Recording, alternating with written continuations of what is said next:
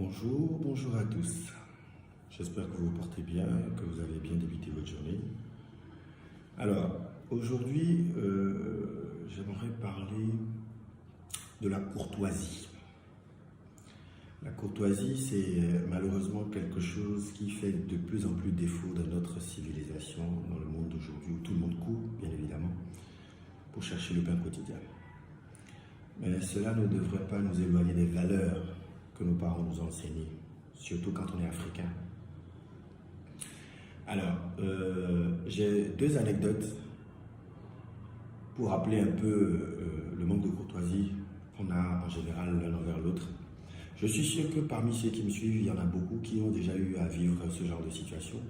En général, en circulation, vous avez parfois au volant une mauvaise attitude, ou vous êtes peut-être mal comporté, vous avez mal engagé la voie. Et celui que vous avez peut-être percuté de peu,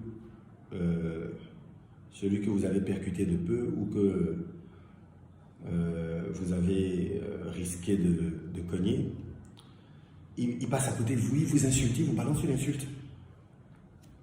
En ne prenant pas peut-être en compte les sentiments qui vous animent quand vous avez eu à avoir ce genre de comportement, c'est peut-être que par oubli, vous avez manqué de vigilance pour regarder derrière si quelqu'un venait, ou peut-être parce que vous avez un problème. Alors, pour ma part, j'ai eu une expérience particulière avec un taxi-moto, un ZEM, qui m'a vraiment marqué. Comme je dis souvent, une action appelle une réaction. C'est la loi de la nature. Une action appelle une réaction, toujours.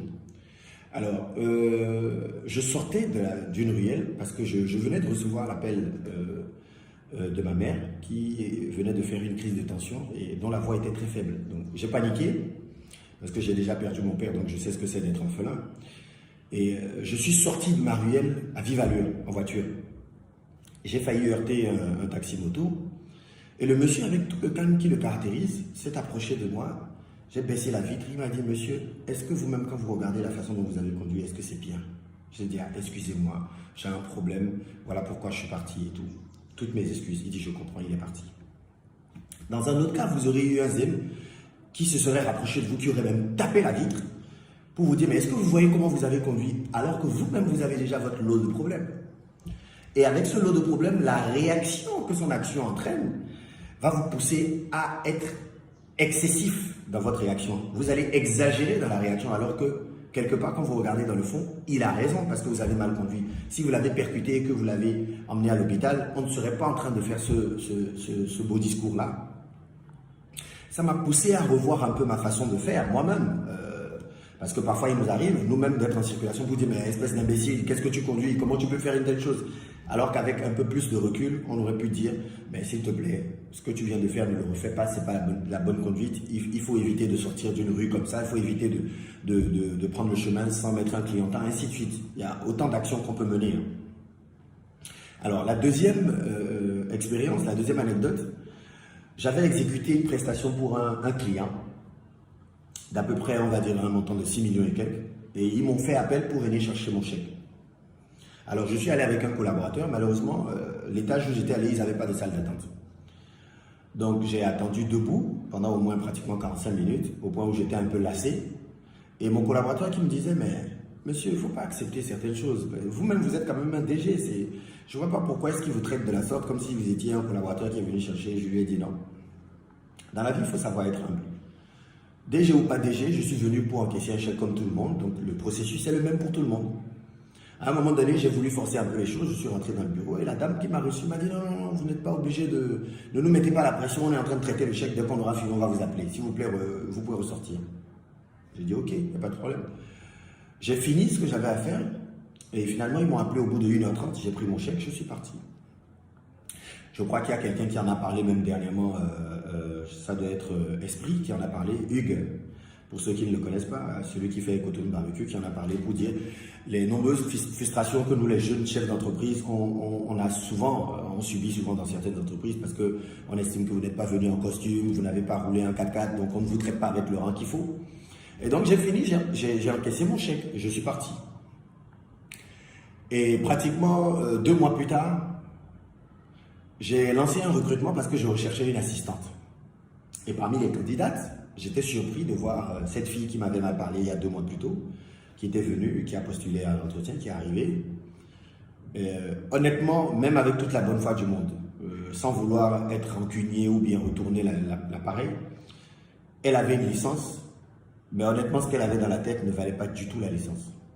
Et j'étais surpris de me rendre compte que c'était une stagiaire qui s'est comportée comme ça. C'est même pas quelqu'un qui avait un emploi. C'est une stagiaire qui s'est comportée comme ça. Quelqu'un qui pouvait partir à n'importe quel moment. Encore que même un employé peut partir à n'importe quel moment. Et ça m'a poussé à réfléchir. Je me suis dit, mais quelles sont les valeurs que nous prenons au niveau de la jeunesse? Même quand nous rencontrons nos jeunes frères, quand nous discutons avec eux. Parce que beaucoup pensent qu'on fait du coaching parce qu'on a quelque chose à prouver ou parce que, encore que moi c'est vraiment un terme que je n'aime pas, coach ou mentor ou quoi que ce soit. Moi j'estime que je suis entrepreneur et que je partage mon vécu. Mais beaucoup pensent que quand on partage ça, c'est qu'on veut faire étalage de tout ce qu'on connaît. On a envie de se vanter pour dire qu'on a réussi, on est entrepreneur, qu'on est arrivé à tel niveau. Ce qui n'est pas le cas du tout. L'objectif c'est de vous empêcher de faire les mêmes erreurs que nous avons faites. Et de vous permettre d'aller plus vite, là où nous, on a pris beaucoup de temps à apprendre, justement. Voilà un peu, on va dire, ce que j'ai envie de partager avec vous aujourd'hui. Je ne sais pas si parmi vous, il y en a qui ont des expériences, j'aimerais bien qu'ils les partagent avec nous, et pour que tout le monde soit édifié. C'est pas facile, parce que c'est le quotidien auquel nous sommes confrontés. Il suffit d'être courtois pour avoir quelque chose. Je peux vous assurer, vous n'avez pas idée de ce que la courtoisie peut vous emmener. J'ai eu à avoir un marché dans une entreprise. Pendant plus de 5 mois, j'ai trimé pour pouvoir signer le contrat. Et tant qu'il n'y avait pas de contrat signé, je ne pouvais pas justement déposer mes factures pour être payé. Et un jour, c'est l'assistante personnelle du DG qui m'a appelé. Elle me dit, mais monsieur, comment allez-vous? Je vous vois trimer, vous venez tout le temps et tout. Est-ce que votre contrat a été réglé? Je lui ai dit non. Elle m'a dit, ben écoutez, je ne vois pas pourquoi est-ce que vous avez autant de problèmes. Moi, je vous apprécie bien, vous êtes respectueux et tout. Donnez-moi quelques jours, je vais voir ce que je peux faire. En 2 jours, je peux vous assurer que cette dame, elle a tout fait pour que mon contrat soit signé. Un contrat que j'ai pris 5 mois à essayer de signer. En 2 jours, elle me l'a fait signer. Pourquoi? Parce qu'elle m'a toujours trouvé poli. Je n'étais pas arrogant, je n'étais pas pédant. Je ne suis pas un but de ma personne. Quand je viens, je respecte tout le monde. Je ne joue pas au DG ou bien à quelqu'un qui connaît X qui l'a permis de rentrer dans la maison pour avoir un marché. Et ça, c'est quelque chose que nous devions apprendre à nos jeunes frères. Dès que certains parmi eux commencent à gagner 1, 2, 3 millions, c'est fini. Ils se prennent la grosse tête et ils n'arrivent plus à respirer. Donc, je vous encourage à être courtois. Merci et très bonne journée à vous. Like and share.